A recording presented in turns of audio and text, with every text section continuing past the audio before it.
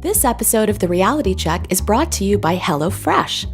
Forget takeout. HelloFresh delivers all the ingredients for delicious, healthy meals anyone can prepare at home in less than 30 minutes.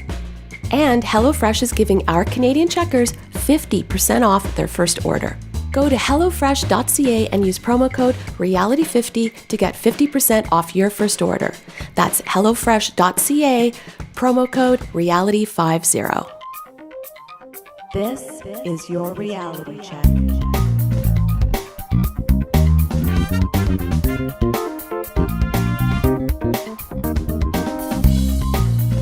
Hi everyone, and welcome to The Reality Check, the weekly Canadian show that explores a wide range of controversies and curiosities using science and critical thinking.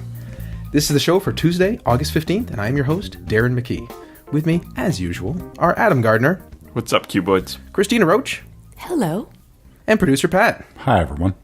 I'm happy to be back. I'm glad the show went on without me. Elan did a great job, and Pat's game of Name That was perhaps my favorite ever.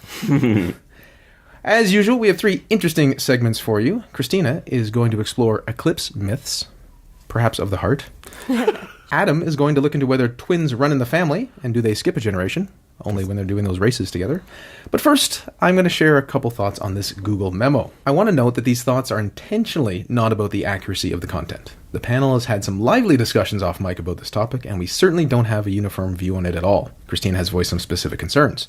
Now, we may cover segments related to some of the content on future shows, but for the moment, I wanted to share 5 quick, high-level thoughts on the memo. For a bit of context, when he was employed at Google, James Damore wrote a 10-page document disagreeing with some of Google's diversity policies, and this ended up being shared around the company. He was then fired because of it. It has created a huge number of online discussions, leading to increased tensions in parts of the internet and the world. And some people I've talked to have never heard of it. Bless them.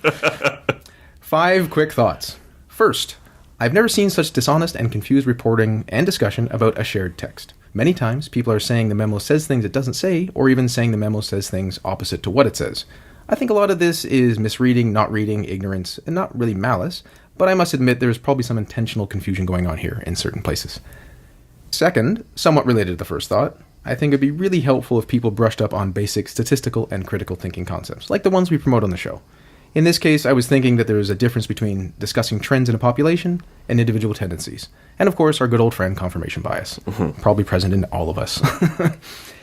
Third, I wish everyone involved in discussions could increase their level of civility and be more charitable in framing of others' views. Instead of assuming bad intentions with those whom we discuss things, let us try to engage the best version of the argument they are making. Sometimes people call this steel manning. I realize this isn't applicable to all spaces this discussion is occurring, having been unfriended and blocked myself. Thank you, former friends. But we can still try.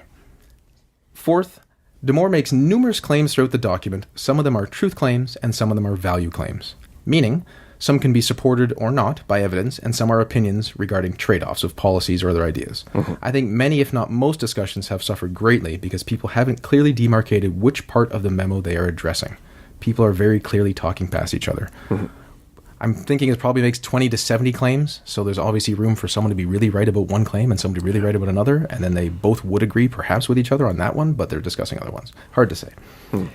Fifth, I think it is useful for everyone to explore how they value notions of truth and justice, and whether they are necessarily at odds here. More practically speaking, can facts be sexist or racist or offensive? It is worth considering what happens if some things become unsayable. Does this help or hurt the resolution of underlying or related issues in the world?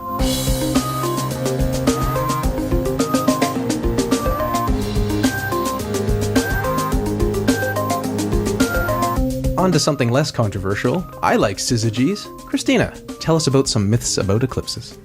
Well, seeing as everyone is pretty excited about the solar eclipse coming up on August 21st, present company included, I thought it would be fun to cover some of the more popular myths and misconceptions out there about solar eclipses. But first, I just wanted to quickly mention an email sent in by checker Marco. Now, Marco, you made some great points that I think are worth addressing in future when we have more time or when we actually have an expert like astronomer Dr. Stu on the show. But for now, I just wanted to address one of the things you mentioned about the upcoming solar eclipse and gravity. Here's an excerpt from Marco's email.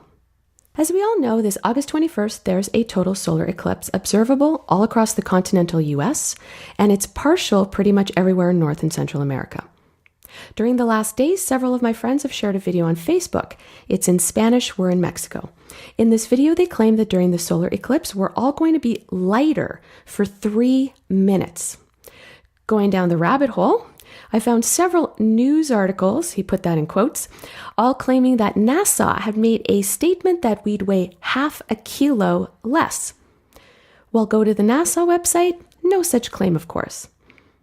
Now, Marco goes on to mention a few points debunking the video, including this quote, "Yes, moon and sun line up and combine their pull on us, but our weight is the force of gravity between us and the Earth, which is still dominant. If you do the math, the difference should only be a fraction of a Newton." Now, Marco adds that what is particularly bothersome in this video is that it actually shows people floating, or images of people floating, which may give people the impression that this is what really happens. So half a kilo is 500 grams, or for our US friends, 1.1 pounds. And NASA does actually address what gravitational effects happen during a total solar eclipse on a special site they set up at eclipse2017.nasa.gov, which I'll link to in the show notes. Now, the first thing they cite is that the moon is in its new phase, so whatever gravitational effects you might expect during a total solar eclipse also happen anytime there is a new moon, which happens every 28 days. Here's their explanation. Starting as an observer on the ground, you are under the gravitational influence of Earth, the moon, and the sun. At the time of the August 21st, 2017 eclipse, Earth will be 151.4 million kilometers from the sun, and the moon will be located 365,649 kilometers from the surface of Earth. Using Newton's law of gravity, we can calculate the force of the sun, moon, and Earth on an 80-kilogram person. Earth accounts for 784.1 newtons of force, which is 176.42 pounds. The moon provides 0.0029 newtons, which is 0.01 ounces. And the sun provides 0.4633 newtons, 1.6 ounces. Just quickly, Newton is a unit of force, which then if a force is acting on a person on a scale, it will increase the weight is being shown. But because our Earth rotates, this also provides an anti-gravity centrifugal force we can also calculate. So if we add the forces with their correct directions, we get a total gravitational force of 784.1 minus 0.0029 minus 0.4633, which equals 783.634 newtons, or 176.317 pounds. So what does that all mean, TRC fam? That means you will be lighter, but it's more like 1.7 ounces lighter, not half a kilo. Now, NASA goes on to say that as you watch the total solar eclipse, feel free to imagine that you are standing on the ground 40 millimeters closer to the sun than it would be several hours later. I thought that was a pretty cool thing to think about. Now, here's some myths that we can debunk. First, is it dangerous to watch the eclipse? Well, as long as you use some common sense and follow some basic protocol, it is perfectly safe to watch the eclipse and highly encouraged. Last week, I did a little PSA from the American Astronomical Society warning about phony eclipse glasses flooding the market, and I linked to reliable sources to purchase them. If you want to observe the sun, you need to wear those protective glasses, as the lenses are designed specifically to filter out enough of the light so that you don't burn your retinas. If you're in the path of totality, it starts as a partial eclipse as the moon starts to cover the sun.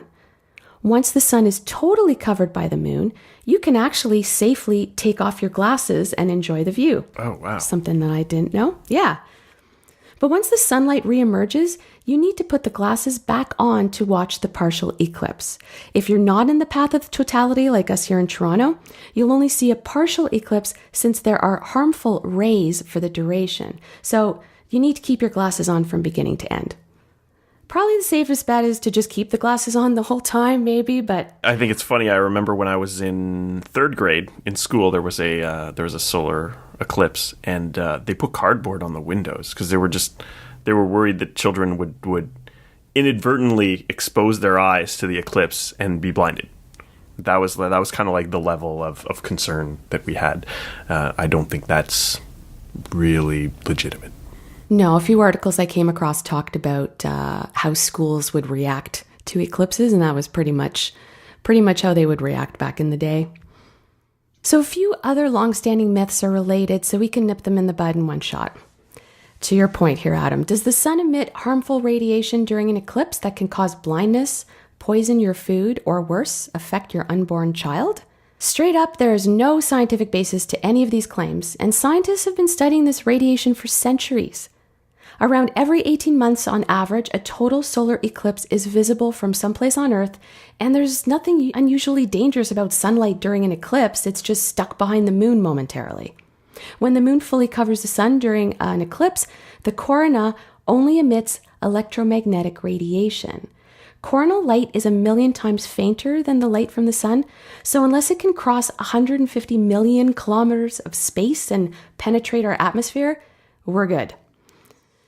As I mentioned earlier, the only harm comes from damaging your retinas by staring at the solar surface during a partial eclipse without protective glasses. This type of eye damage is referred to as solar retinopathy. NASA mentions in their article that typical human instinct is to look away before any major damage occurs, but again, a little common sense does go a long way. So it's kind of the same as staring at the sun on any day. Right. Your eyes will water up and start to hurt and make you look away anyway. So That's right. So what about our pets? Another persistent myth is that pets or infants would also need to wear protective glasses during an eclipse. Specifically dogs, I read. Now, sounds logical, I guess, but not really. You only need to wear these glasses that filter out 99% of the sun's rays if you are trying to look directly at the sun. Dogs and infants who are hanging out, doing their thing, are not going to be staring directly at the sun. But I do link to a great article from the Washington Post that has tips of how to watch the eclipse safely with your little kids. But Cristina, surely eclipses are harbingers of doom. My astrologist said so. I know this is TRC. I'm preaching to the choir for the most part here. But just in case you need any ammo when a relative or friend brings this up, let's flesh it out for a minute. Imagine witnessing a total solar eclipse before the advent of modern astronomy. Of course, that would scare the crap out of you. So it's no surprise that so many cultures have associated eclipses with supernatural things like angry gods or the arrival of the apocalypse or some other imminent disaster. The Dead Moon Circus. Yeah. But even though we now understand what is happening, some still associate an eclipse with bad luck. A common belief among astrologers is that if one happens on your birthday or within a certain period of time after your birthday, it's an omen of impending bad health. Now, it goes without saying there's absolutely no scientific evidence to support anything supernatural here. But there is a name for what may be happening, and you've heard it on the show a bajillion times. Confirmation bias. It's the tendency to search for, interpret, favor, and recall information in a way that confirms one's pre-existing beliefs or hypotheses. I covered this when I talked about the lunar effect as well.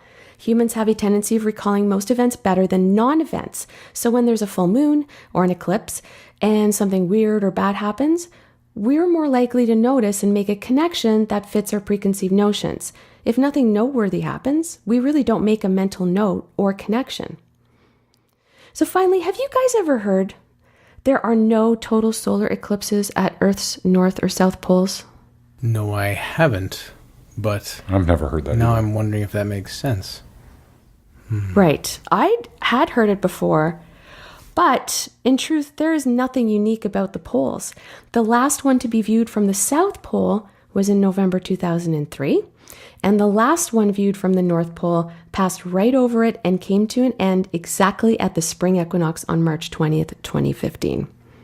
So there you have it. When you guys are watching the eclipse on the 21st, you got some cool facts that you can kind of spread around to everybody you're watching with. Thanks, Cristina. Awesome.